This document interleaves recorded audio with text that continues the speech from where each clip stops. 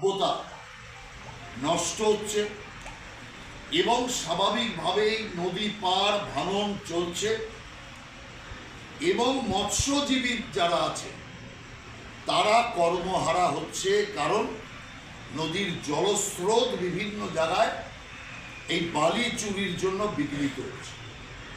অবাধ এই বালি চুরি চলছে, দিনের আলোতেও বালি চুরি চলছে। এত বড় ভয়ঙ্কর বিপদ সম্পর্কে এলাকার মানুষ এবং বিভিন্ন সামাজিক সংগঠন এবং আমরা রাজনৈতিকভাবে এর বিরোধিতা করা সত্ত্বেও কোনো রকম ব্যবস্থা হয়।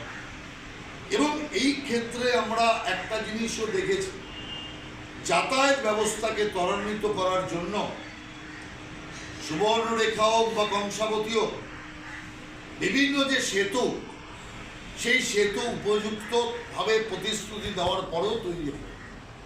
বহু জায়গায় সেতুগুলো ভঙ্গুর অবস্থায় রয়েছে, তার মেরামত করার কোনো ব্যবস্থা তারা করেনি। এবং আমরা এই সমস্ত জায়গাতে স্কুলের দুরবস্থাকে আমরা অত্যন্ত গুরুত্ব সহকারে দেখছি। বহু জায়গায় তো ছাদ ফুটো, এগরার মতো জায়গায় সেখানে ছাদ ফুটো অবস্থায় রয়েছে। কেশিয়ারিতেও এক অবস্থা, অর্থাৎ যে কোনো মুহূর্তে ছাত্রছাত্রীর ওপর স্কুলের ছাদ ভেঙে পড়তে পারে। কিন্তু কোনো রকম ব্যবস্থা, কোনো রকম চিন্তা ভাবনা এই সরকারের থেকে শিক্ষাক্ষেত্রে আমরা দেখি।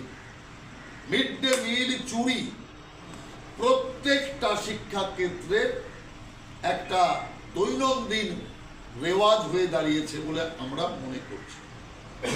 স্বাস্থ্য ব্যবস্থা তো অত্যন্ত খারাপ।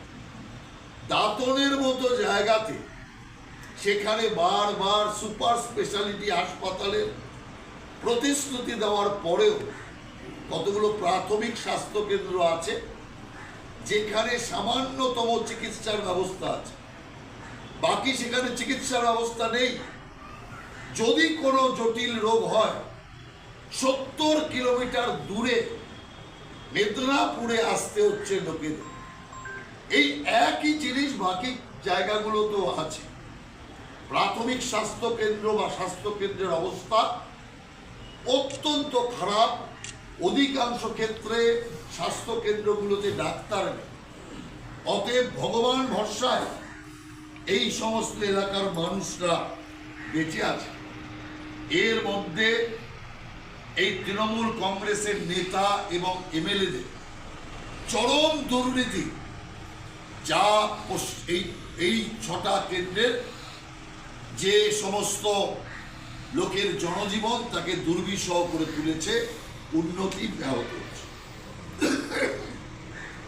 সর্বক্ষেত্রে বেহাল রাস্তা, যে রাস্তার কারণে জনমানুষের চলাচল করা একটা দৈনন্দিনভাবে কঠিন।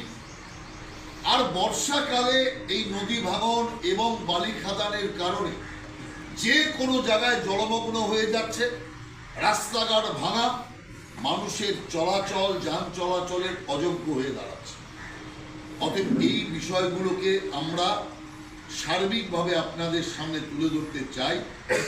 এর মধ্যে যেমন দাঁতনের সৌতিয়া চণ্ডীতলা মোহনপুর রাস্তার বক্স কালভার্টের ঘোষণা স্বয়ং মমতা ব্যানার্জি করেছে, আজ পর্যন্ত সেটা হয়ে উঠতে পারেনি। আমরা দেখলাম দাঁতনে যে কথা আমি বললাম, আধুনিক চিকিৎসার জন্য সুপার স্পেশালিটি হসপিটাল, তার ধারে কাছেও কিচ্ছু যায়নি, সবাই সেটা ভুলে গিয়েছে।